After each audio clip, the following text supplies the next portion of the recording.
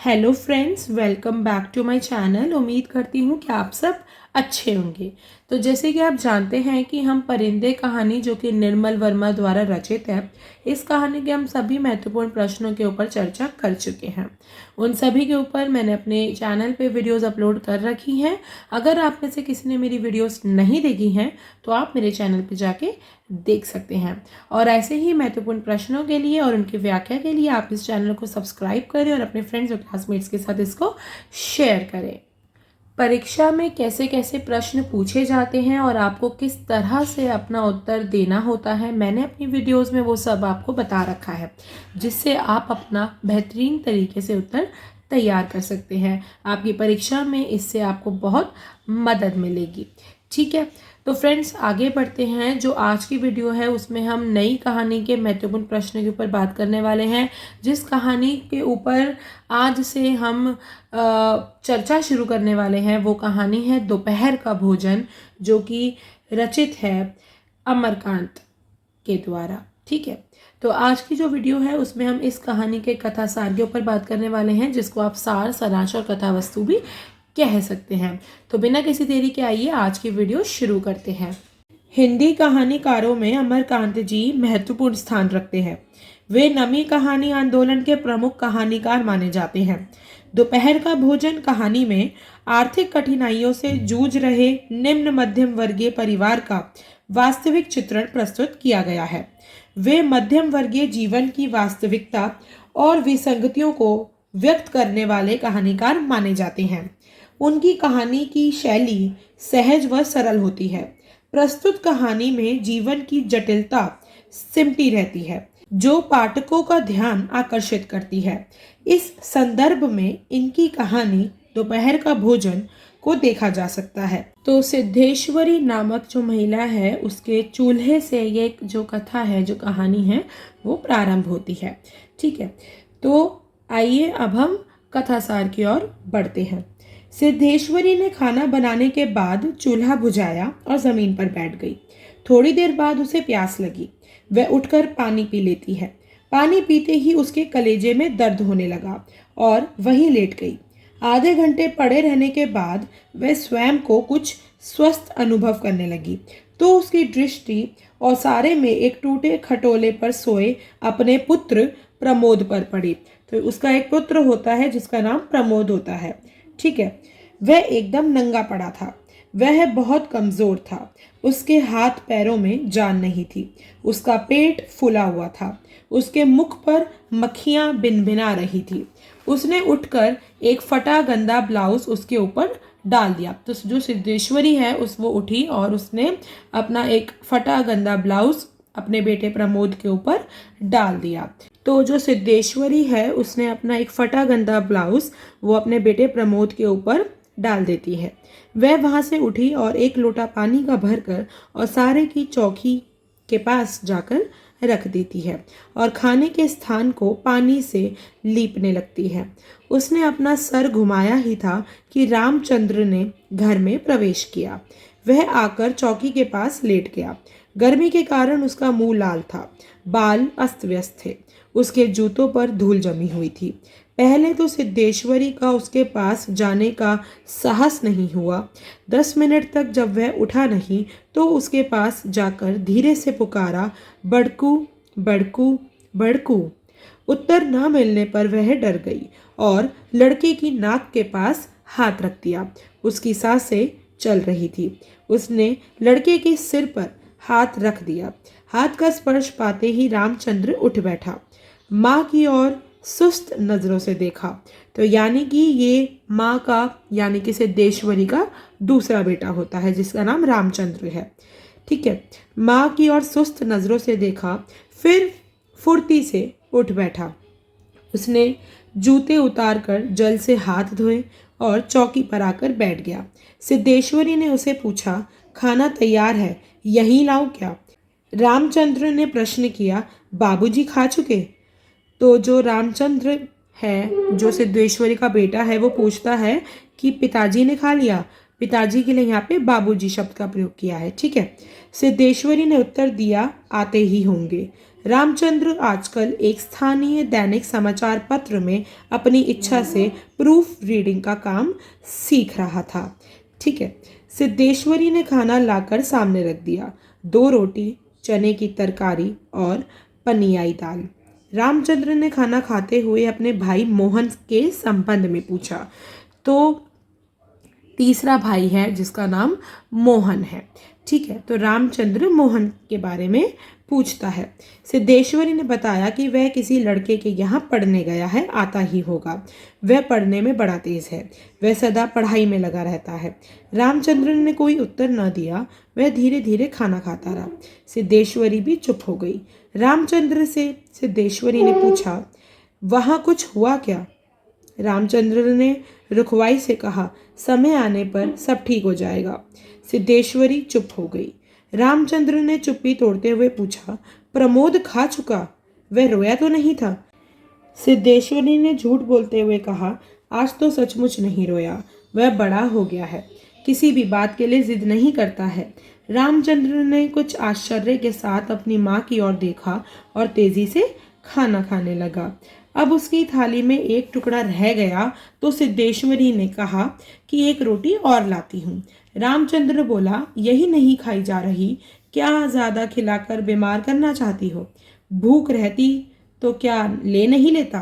सिद्धेश्वरी वहीं बैठ गई। उसने माँ से पानी लाने के लिए कहा। सिद्धेश्वरी पानी लेने गई तो उसने 1-2 क्षण के बाद रोटी के टुकड़े को निहारा और चुपचाप मुंह में रख लिया।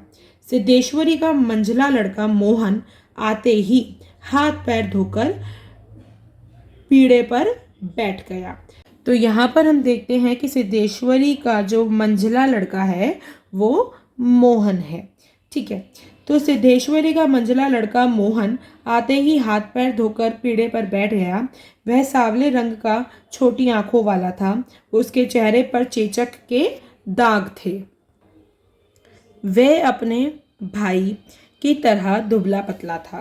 वह अपनी आयु की तुलना में अधिक गंभीर और उदास दिखाई पड़ रहा था। सिद्धेश्वरी ने उसके सामने थाली रखते हुए पूछा, कहाँ रह गए थे बेटा? भैया पूछ रहा था।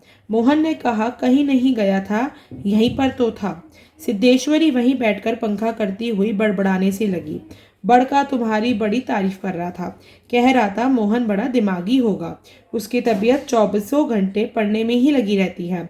ये कहकर उसने अपने लड़के को ऐसे देखा जैसे उसकी कोई चोरी की हो। मोहन भी माँ की ओर देखते हुए फीकी हंसी हंसने लगा और खाने में जुट गया। सिद्धेश्वरी को अपने इन दोनों लड़कों से बड़ा डर लगता है। किससे लगता है? मोहन से और रामचंद्र से। ठीक है। तो यहाँ पर हम देखते हैं कि जो बातें सिद्धेश्वरी और रामचंद्र की हुई थी मोहन को लेकर, वो सारी बातें वो मोहन को बता रही होती है।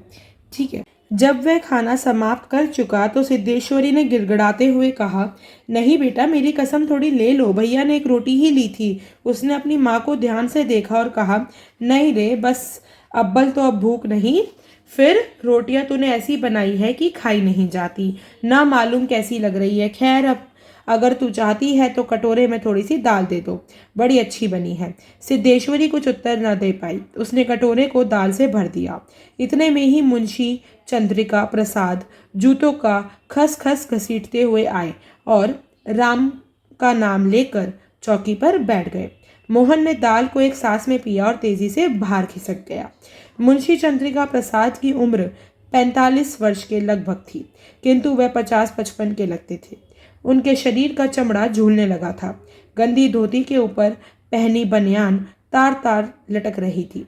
मुंशी जी खाने के एक एक ग्रास को ऐसे खा रहे थे जैसे वह बैठे जुगाली कर रहे थे। मुंशी जी ने बड़के के बारे में पूछा तो सिद्धेश्वरी ने तत्काल उत्तर दिया, बस अभी अभी खाकर काम पर गया है। कह रहा था कि कुछ दिनों में नौकरी लग जाएगी। हमेशा बाबूजी बाबूजी किए रहता है। बोला, बाबूजी देवता समान है। यह सुनकर मुंशी जी के चेहरे पर मुस्कान थिरक गई। ठीक है। तो यहाँ पर हम ये देखते हैं कि जो सिद्धेश्वरी है वो अपने पूरे परिवार को इकट्ठा करने की कोशिश कर रही है। जो भी घर में सदस्य है वो चाहती है कि सब मिल बांट कर रहे, मिलजुल कर रहे। ठीक है। वो किसी ना किसी तरीके से सबके साथ बनाकर रखना चाहती है और सबको एकजुट करना चाहती है। इसलिए वो सभी के तारीफों के पुल बांधती है, जिससे कि उन लोगों के बीच में दरारें ना रहे। ठीक है, वो एक दूसरे के साथ परिवार की तरह रहे। आगे बढ़ते हैं। उन्होंने शर्माते हुए पूछा, क्या कहता था कि बाबूजी देवता के समान है, बड़ा पागल है। सिद्धेश्वरी फिर बड़बड़ाने लगी, पागल नहीं, बड़ा होशियार है। उस जमाने का कोई महात्मा है। मोहन तो उसकी बड़ी इज्जत करता है। आज कह रहा था कि भैया के शहर में बड़ी इज्जत होती है। बड़का तो छोटे भाइयों पर जान देता है।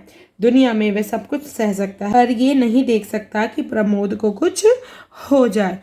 मुंशी जी दाल के सने हाथों को चाटते हुए बोले, बड़ा का दिमाग तो काफी तेज है, वैसे लड़कपन में नटखट भी था, हमेशा खेल कूद में लगा रहता था। लेकिन ये भी बात थी कि जो सबक में उसे याद करने को देता था उसे बर्बाद रखना था। तीनों लड़कों में वह काफी होशियार है। प्रमोद को कम समझती हो? ये कहते हुए वह जोर से हंसने लगे। उसके बाद चुप्पी छा गई। सिद्धेश्वरी की समझ में नहीं आ रहा था कि क्या कहे। वह तो चाहती थी कि वह दुनिया की सारी बातों को जान ले, हर चीज पर पहले के समान धड़ल्ले से बात करे, पर उसके भीतर न जाने कौन सा डर बैठा हुआ था कि बोल नहीं पाती थी। सिद्धेश्वरी ने मौन तोड़ते हुए कहा, मालूम होता है अब बारिश नहीं होगी। मुंशी जी ने उत्तर दिया, मक्खियां बहुत हो गई हैं। सिद्धेश्वरी ने पूछा, फूफा जी बीमार हैं, कोई समाचार नहीं आया? भोजन समाप्त कर मुंशी जी थाली से बचे कुछ दानों को बंदर की भांति बीनने लगे तो सिद्धेश्वरी ने कहा, बड़का की कसम, एक रोटी देती हूँ, अभी बहुत सी हैं। मुंशी जी ने कनखियों से रसोई की ओर देखकर छठे उस्ताद की भांति कहा, अन्न और नमकीन चीज़ों से तबीयत उब गई है, तुमने व्यर्थ में कसम धरा दी। खैर, कसम रखने के लिए ले रहा हूँ, थोड़े गुड़ का ठंडा रस बनाओ, पीऊँगा। तुम्हारी कसम भी रह जाएगी और जायका भी बदल जाएगा, साथ ही साथ हाजमा भी दुरुस्त होगा। रोटी खाते खाते नाक में दम आ गया है। मुंशी जी से निपटने के बाद सिद्धेश्वरी स्वयं खाना खाने बैठी। उसकी थाली में कटोरे में थोड़ी सी दाल, बिछी हुई थोड़ी सी चने की सब्जी और मोटी जली हुई भद्दी सी रोटी थी। तभी उसका ध्यान ओसारे में सोए अपने बेटे प्रमोद की ओर चला गया। उसने उस एक रोटी के 2 बराबर टुकड़े किए, एक टुकड़े को अपने प्रमोद के लिए रख दिया और दूसरे को अपनी थाली में रखा। उसने मुंह में पहला ही ग्रास रखा और इसके साथ ही उसकी आंखों में टप टप आंसू आने लगे। सारे घर में मक्खियां भिनभिना रही थी। दोनों बड़े लड़कों को कोई पता नहीं था। मुंशी जी निश्चिंता के साथ सो रहे थे, मानो क्लर्कों से छटनी के बाद उन्हें शाम को काम की तलाश में जाना ना हो। तो इस कहानी का जो कथा सार है वो हमारा यहीं पर ही समाप्त होता है। हम ये देखते हैं कि कहानी का जो आरंभ है और जो अंत है वो दोपहर के भोजन से ही होता है।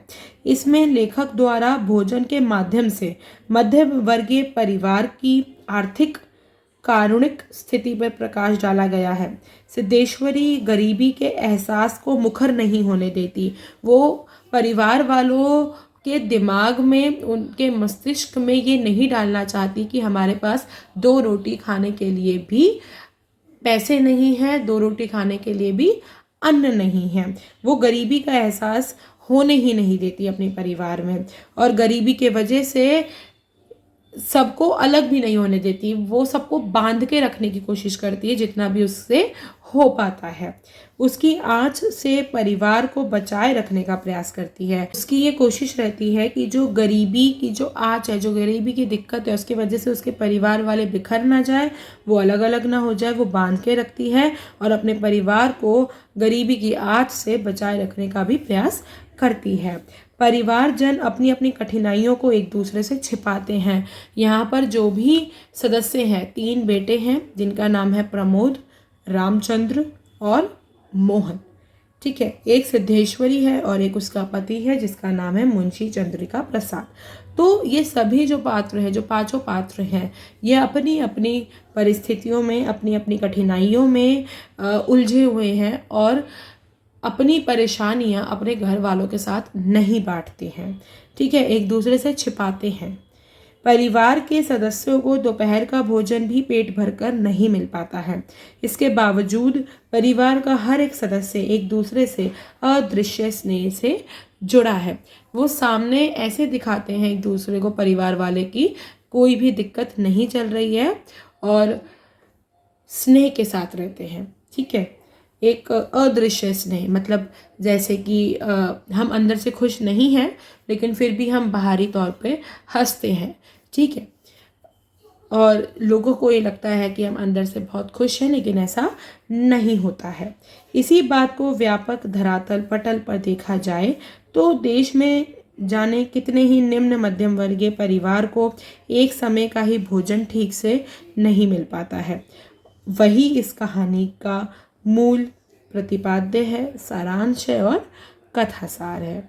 ठीक है फ्रेंड्स, तो मैंने आपको अच्छे से कथासार का जो प्रश्न है उसका उत्तर आपको कैसे लिखना है मैंने आपको अच्छे से बता दिया है, और कथासार के ऊपर भी हम अच्छे से चर्चा कर चुके हैं।